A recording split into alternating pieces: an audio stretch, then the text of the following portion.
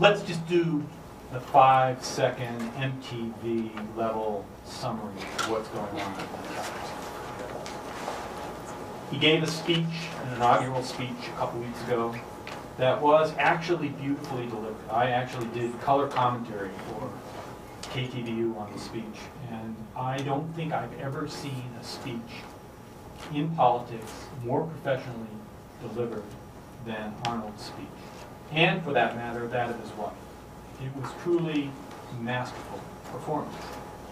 But it was a performance, and it's not to be, you're not to be surprised by it because you're dealing with two people who do this for a living.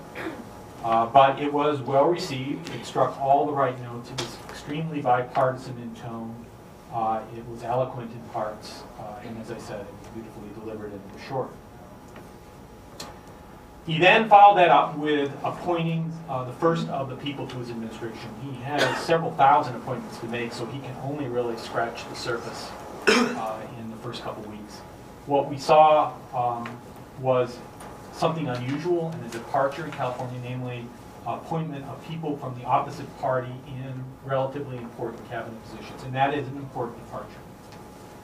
In particular, Sonny McPeak, who was a supervisor and well-known moderate Democrat from the Bay Area, was appointed. The EPA appointment was a man who was very close to the environmental movement, but interestingly enough, right under it, he put another individual from the timber industry.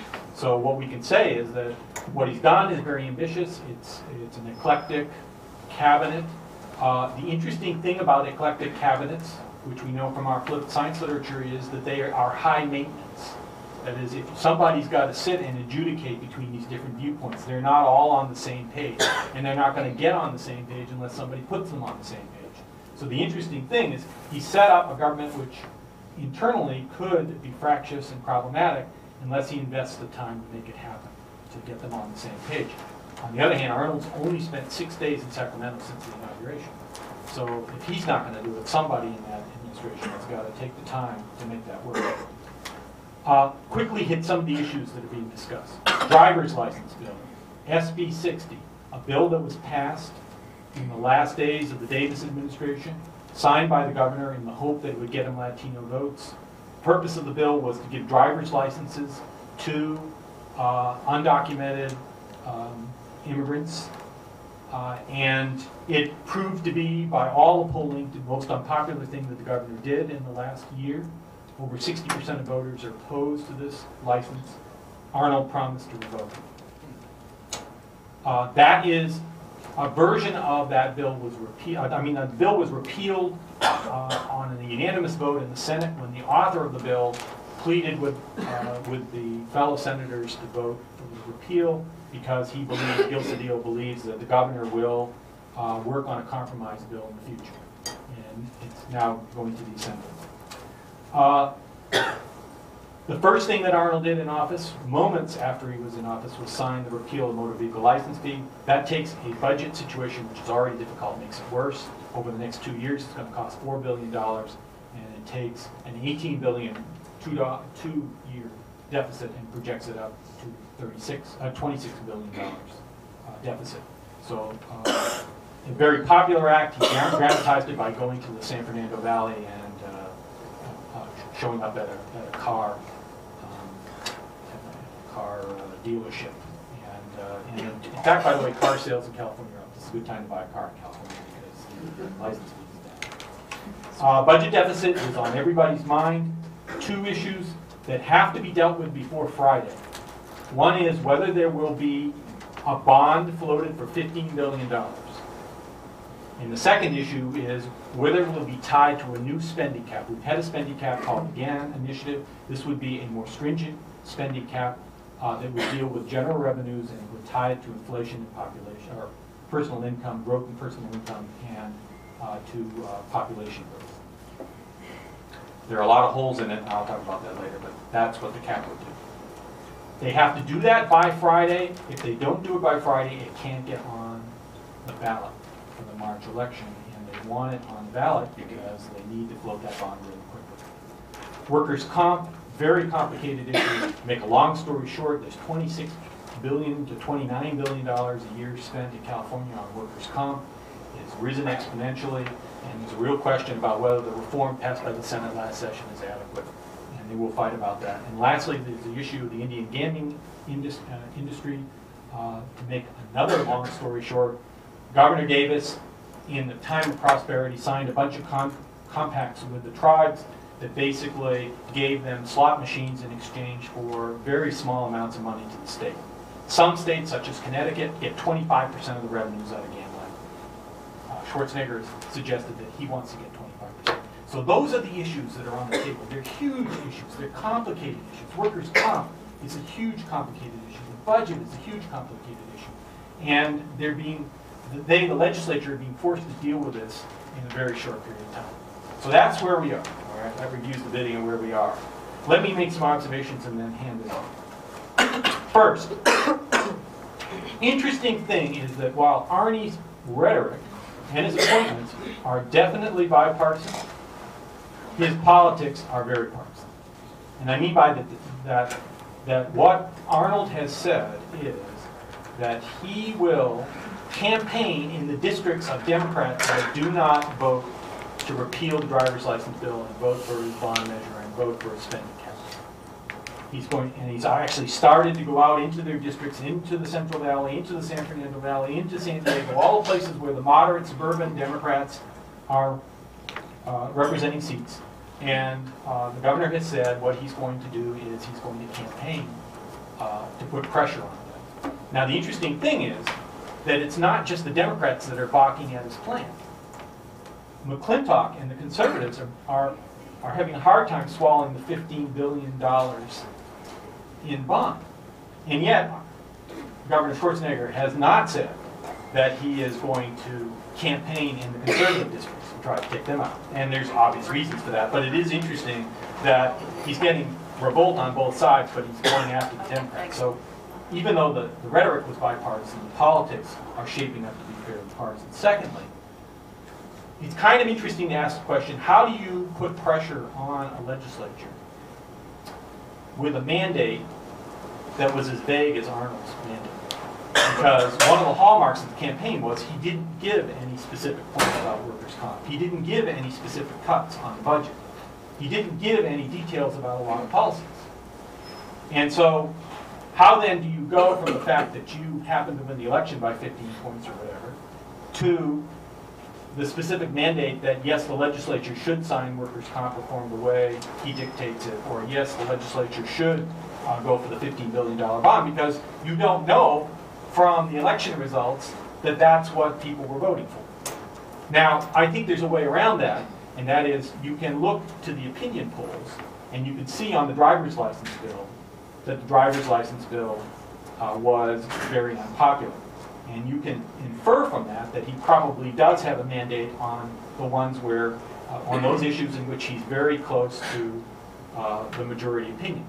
But we have no idea where the public stands on many of these other issues I outlined. And it's not obvious that this inside-out strategy is going to be successful on all issues. I will predict that if the legislature does not repeal the driver's license bill, and I think they will, but if they were not to do that, that would be an issue that could be very problematic, could be used as a wedge issue in moderate Democratic districts. I think they're going to sign it because they know that as well. I'm not so sure on the issue of the spending cap or on workers' comp, where the public stands on that. My intuition is that the spending cap is likely to be popular. The workers' comp, I think, is just going to go over everybody's head. And it's going to be very hard to talk about different directions of a complicated bill. The interesting thing about this inside-outside strategy is that it's a good cop, bad cop strategy. Only unlike your parents who had the good sense to have one be the good cop and the other be the bad cop, Arnold's trying to be both at the same time.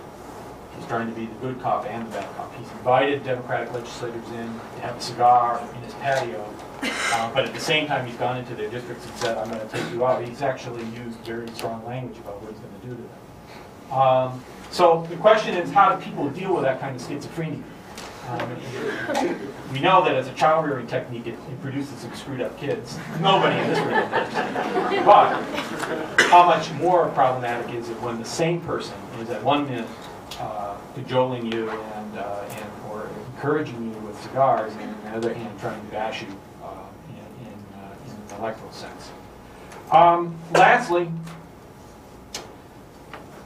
the key issue is the budget. And it's really a remarkable thing to imagine that at the end of this week, on Friday, you might simultaneously have a new spending cap and you might have a $15 billion bond. Now, I wouldn't want to put a lot of money on either outcome because I really think at this point the politics of this are very, very uncertain and very fluid. But the reality is both sides have a reason to accommodate. The Democrats, I think, would prefer the bond to the cuts.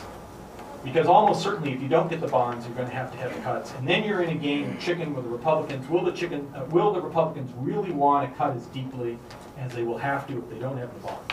And it's a game of chicken. And I'm not sure, when you look Tom McClintock in the eye, you want to play chicken with Tom McClintock or with some of the other Republicans. So the Democrats have an incentive to want the bond.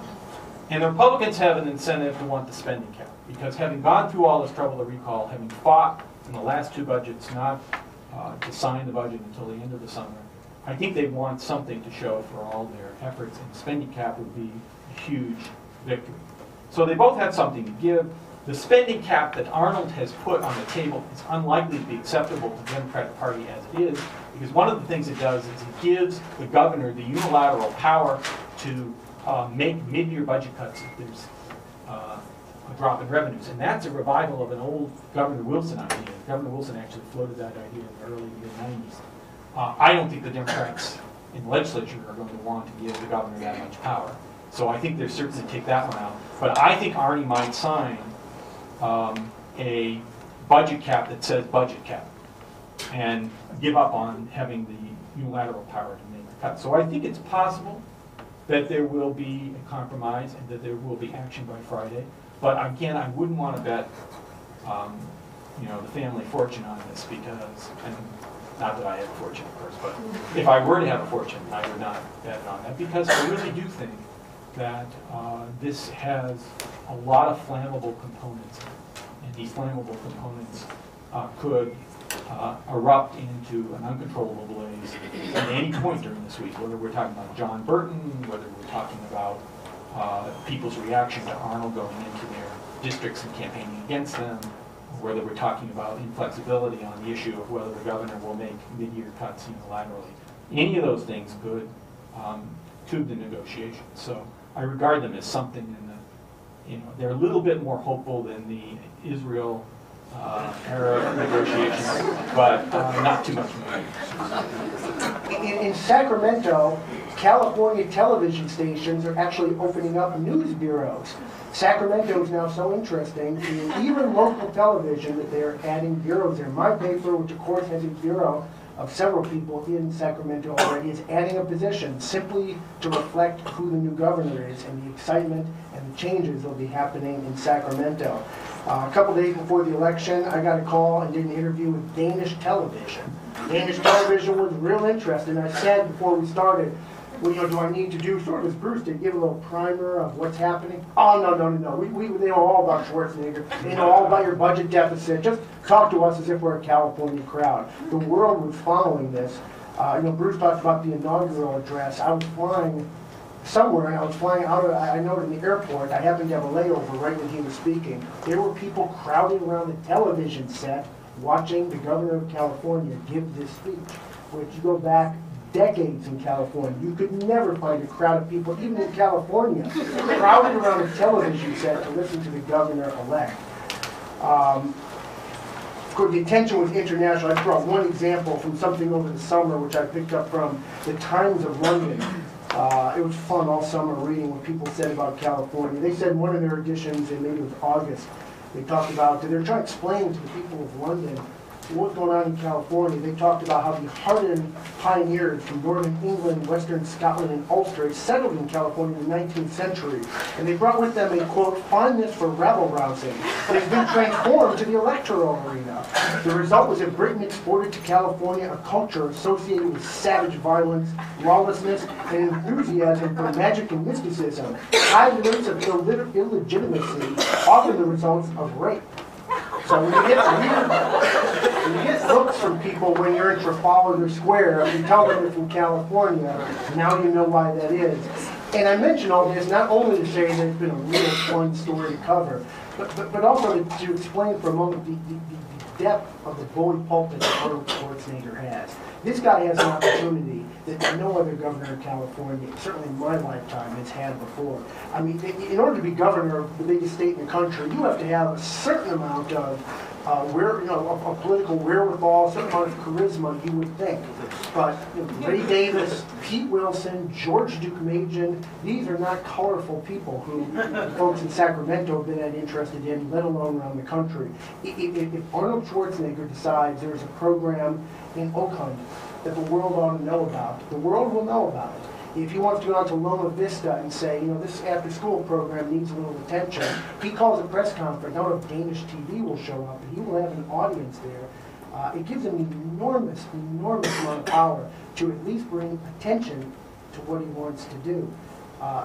So the question is, how powerful can he be with this? And Bruce talked to some about how he is now threatening other members of the legislature to campaign against them. I mean, Arnold Schwarzenegger, his political limits have never been tested. He's run for election once now, and he's won. He's won arguably the second most important executive position in the country after the President of the United States. It's very unclear what his mandate is. Were people voting for him or were people voting for his issues? No one has any idea. Clearly Schwarzenegger is rolling the dice, saying, I'm a powerful man, and if you cross me, I will get you thrown out of office. There are limits to political celebrity and how far it gets you. Washington's always been a guy with celebrities. I mean, Sonny Bono got elected to Congress. Frank Thompson from Tennessee was a senator. But there are limits. Sonny Bono was never considered a candidate for Speaker of the House. It got him a seat at the table. It did not propel him to the head of the class. Frank Thompson had visions of running for president. His celebrity never panned out. I mean, Schwarzenegger has himself an incredible staged plan at this point, but it's still unclear as to whether or not he is a political actor in the sense that he shows himself to be a good politician.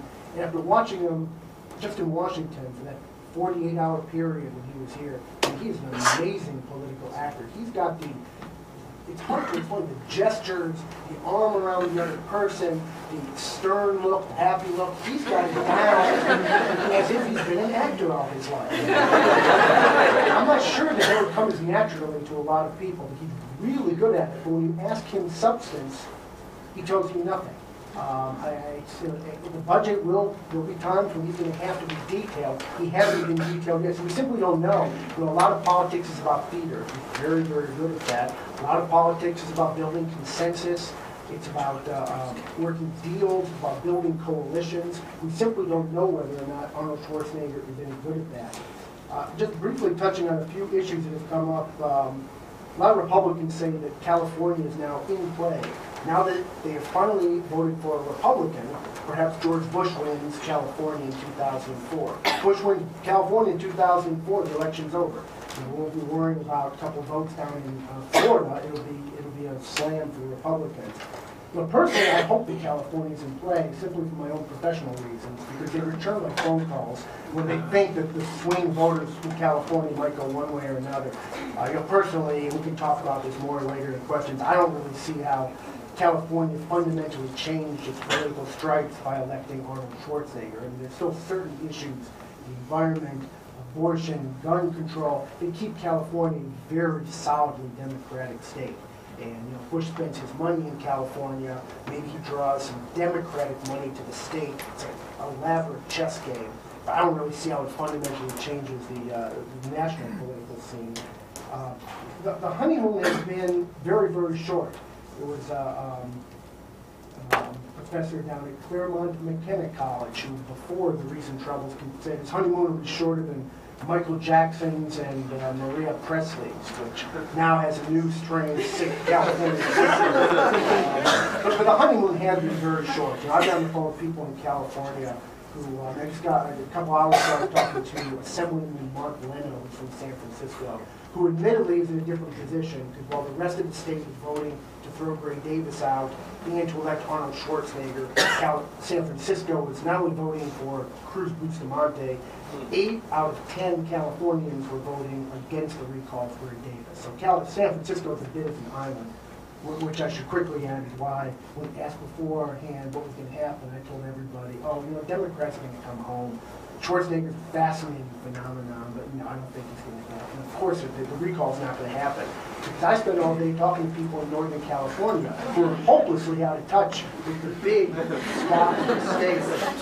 It's funny, if you close your eyes and you listen to him and you erase the real thick Austrian accent, some of what he says, clean house, giving government back to the people, sounds remarkably similar to some of what Howard Dean says. So this Arnold Schwarzenegger, the new star of the Republican Party, in many ways sounds very similar to Howard Dean, the self-described champion of the Democratic wing of the Democratic Party. And it's because they're both touching on populist themes that may, in Schwarzenegger's case, may have propelled him at a time when voters were very angry. It's hard to know how much of it was him and his personality and his charisma, and how much of it was the fact that voters were just angry and they were looking for something new. They were looking to throw out the current governor and go with somebody else.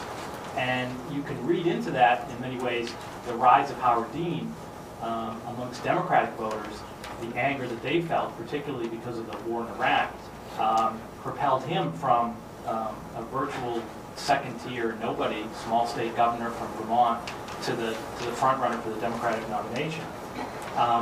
So Schwarzenegger may be a signal of something to come in 2004. It may be if voters are angry and they're fed up, that they just want somebody who's an outsider. They want somebody who comes from outside the political system, who casts themselves as a new clean house, somebody who can bring a perspective that's not there. But so much with him is also his charisma. Before the recall, I was out in California, and there was a rally in Huntington Beach a day or two before the election. And Schwarzenegger was supposed to show up there around 1 o'clock. And there were probably about 1,500 people gathered there. They came on their lunch hour, obviously a lot of them, they gathered on the beach by the boardwalk. And they waited, and they waited. They waited about half an hour. People said, they made an announcement, he'll be here in about half an hour. They kept waiting. They ultimately waited 2 hours to see him at a rally. And I don't think I've ever seen anything like that, where average people, not party people, not at a convention, but average people who had just come down to hear what he had to say, waited and waited and waited. And when he showed up, they greeted him like the superstar that he is. There's something compelling about his mix of personality and outsider status that worked there, that some other candidates are trying to tap into.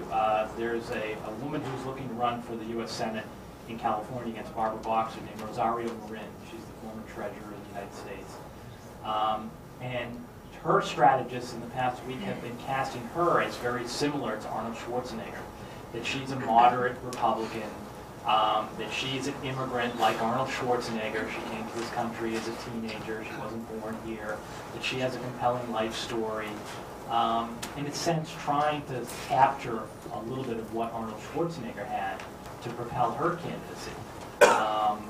Arnold is a smart politician. He is trying to use his political capital at its height. He is pushing for this budget deal. He's pushing for this bond measure. He's giving legislators a little time to think about it, threatening ramifications, because he knows that he may not have as much political capital 2 months or 6 months or a year down the line as he does right now. Marc mentioned some of the celebrities that have been elected to political office. And you talk to some of them. I did a story a few months ago, and I talked to some of the people who've been elected to Congress. People like Fred Randy, the guy who played Gopher on the Love Boat, who was a congressman from Iowa. Steve Largent, who's a Hall of Fame football receiver who was elected in Oklahoma. And they said, you know, the celebrity status, the name recognition helps you initially. And as Marc said, it helps Sonny Bono, it helps some of these other people get elected. But eventually you sort of morph, you're perceived more over time for the performance you've done and the positions you've taken as a politician than your success as an actor or as an actor. And Schwarzenegger has right now the most power he's going to have, and he's really trying to push his agenda and trying to push some of these legislators and literally trying to scare them. And a lot of the California was redistricted, and most of the legislators, even the Democrats and the Republicans, are in relatively safe districts. And it's unclear whether Arnold could cost somebody his job, but he certainly could go into somebody's district, raise a lot of money for an opponent, create a lot of headaches for somebody, force them to raise a lot of money, force them to have a very hard time getting reelected. They may not lose their job, but it may be so unpleasant that they have to think about whether they want to cross it. And that's why he's going to places where some of those Democrats in districts that he did particularly well in, places like Tracy and San Diego, and trying to put pressure on them to follow his lead, follow his proposals, or they may have a hard time. He may come in and do fundraisers for his opponent, find a Republican to run against them. He's trying to do essentially what George W. Bush has mastered in capitalizing on political capital. George W. Bush, after the September 11th attacks, after his performance there, went out before the 2002 election and used all of the political capital he had built up to help the Republicans win back the Senate, pick up seats in the House. And I think Schwarzenegger is following that same pattern. He is, as a politician, he is, as these two have said, very, very smooth, very practiced. He has a sort of ability that a lot of politicians don't have to relate very well with people one-on-one. And I think that he's initially going to be successful, and then the question is whether how he can deal with the budget situation, how he can handle the transformation from actor to politician, and be judged on those levels. So fame can only go so far, both in politics and in acting. He learned that back in the early 90s. He was a superstar, but yet every movie he made was not successful. He made a movie in the early 90s called Last Action Hero, which was a bomb. He was at the height of his popularity, or close to it. Yet without a good script, without a good story, he was unable to carry that. And ultimately it's going to be his policies that are going to determine how far he goes. But right now he's created sort of a model that some other people are trying to follow, and it may presage what could happen in 2004 if the economy does not pick up, the war in Iraq does not go well. There may be that same anger in the electorate and that same receptivity to an appeal from an outsider outside the system.